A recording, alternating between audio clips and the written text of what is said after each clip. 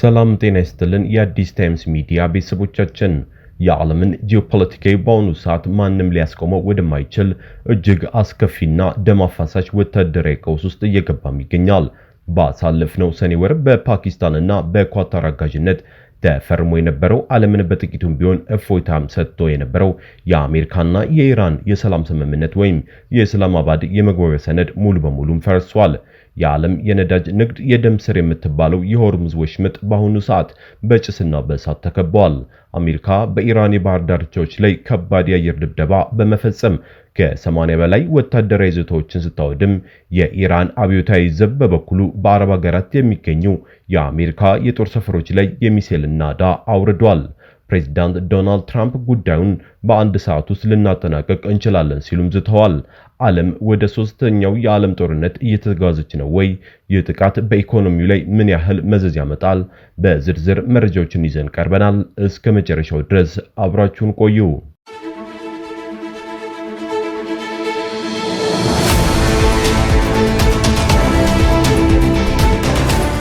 ታሪኩን በጥልቀት ወደ ተቀሰቀሰበት የባህር ላይ ውጥረት እንውሰዳችሁ።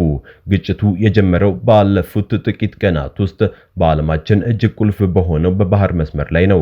የሳውዲ አረቢያ፣ የኳታርና የላይቤሪያ ይዞታ የሆኑ ሶስት ግዙፍ የነዳጅና የተፈጥሮ ጋዝ ጫኝ መርከቦች ባልታወቁ ድሮኖችና የባህር ላይ ተወንጫፊ ሚሳኤሎች ጥቃት ደርሶባቸዋል። በተለይም የኳታር ሀብት የሆነችውና ከፍተኛ መጠን ያለው የተፈጥሮ ጋዝ የጫነችው አልሪኪያ የተባለችው ግዙፍ መርከብ ሞተር ላይ ከፍተኛ ፍንዳታም ደርሶ እሳቱ ለሰዓታት ሲቀጣጠል ማድሯል። ይህ ጥቃት ከተሰነዘረ በኋላ የኢራን ባለስልጣናት በሰጡት መግለጫ መርከቦቹ የኢራንን የባህር ክልል ሕግ እንዳልተከተሉ ገልጸው በእኛ ቁጥጥር ስር ባለው የባህር መስመር ካላለፋችሁ በዚህ ወሽመጥ ላይ ምንም አይነት መርከብ አይሻገርም የሚል ጥብቅ የኃይል ማስጠንቀቂያም ሰጥቷል። ይህ የኢራን እርምጃ በዋሽንግተን የሚገኘውን የፔንታገን ወታደራዊ መኮንኖችን ወዲያውኑ ወደ ስብሰባ እንዲገቡም አድርጓቸው ነበር። የአሜሪካ ማዕከላዊ ዕዝ ወይም ሴንትኮም ለመርከቦቹ መመታት የሰጠው ምላሽ ማንም ከጠበቀው በላይ ፈጣንና እጅግ የበረታው ነበር። የፔንታገን ትዕዛዝን ተከትሎ በአካባቢው የነበሩ የአሜሪካ የጦር አውሮፕላኖች እና ባህር ሰርጓጆች መርከቦች በኢራን ደቡባዊ የባህር ዳርቻዎች ላይ ያነጣጠረ መጠነ ሰፊ ጥቃትም ከፈቱ። በወጡት ይፋዊ መግለጫዎች መሰረት አሜሪካ በአንድ ጀንበር በኢራን የጦር ሰፈሮች ላይ ከ80 በላይ ስልታዊ ኢላማዎችን ደብድባለች።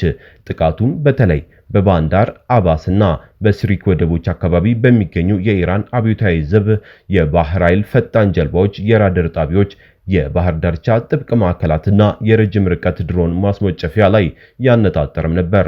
አሜሪካ ዓለም አቀፍ የባህር ላይ ንግድን ነፃነትን ለማስከበር ማንኛውንም እርምጃ እንወስዳለን ስትል የኢራን መከላከያ ሚኒስቴር በበኩሉ ጥቃቱ ሀገራዊ ሉዓላዊነትን የደፈረና የሰላም ስምምነቱን ሙሉ በሙሉ ያፈረሰ የጦርነት አዋጅ ነው ሲልም ገልጾታል።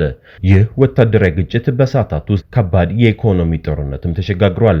አሜሪካ ቀደም ሲል ለሰላም ንግግሩ ስትል ለኢራን ሰጥቶ የነበረው ጊዜያዊ የነዳጅ ሽያጭ ፈቃድ ወይም ሳንክሽን ወዲያውኑ መሰረዟን አስታውቃለች።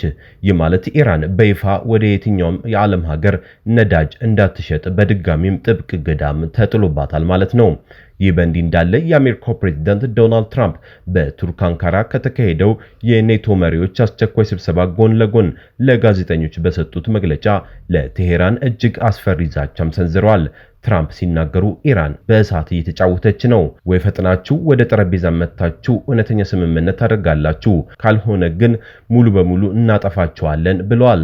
ትራምፕ አክለውም አሜሪካ በአንድ ሰዓት ውስጥ የኢራንን ዋና ዋና ድልድዮች፣ የነዳጅ ማጣሪያዎች፣ መሰረተ ልማቶች የማውደም ሙሉ ወታደራዊ አቅም እንዳላትም በይፋ ዝተዋል። ነገር ግን የኢራን አብዮታዊ ዘብ IRGC ለአሜሪካ ማስፈራሪያ እጅ የሚሰጥ አልሆነም።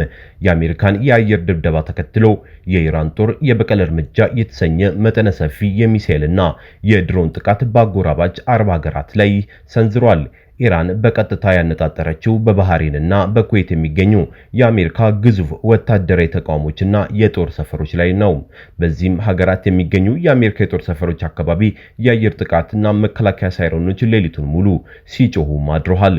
የኩዌት ጦር ባወጣው መግለጫ የሀገሪቱ የፓትሪዮት አየር መከላከያ ስርዓት ከኢራን የተተኮሱ በርካታ ድሮኖችንና ሚሳኤሎችን በአየር ላይ ማክሸፉን አስታውቋል። በዚህ ከባድ ፍጥጫ ምክንያት በኳታርና በፓኪስታን አዘጋጅነት ሊደረግ የታቀደው የ60 ቀናት የሰላም ድርድር አሁን ሙሉ በሙሉ የመቋረጥና የመክሸፍ አደጋ ተጋርጦበታል። የዓለም የነዳጅ ዋጋም በአንድ ጀንበር ከፍተኛ ጭማሪም አሳይቷል።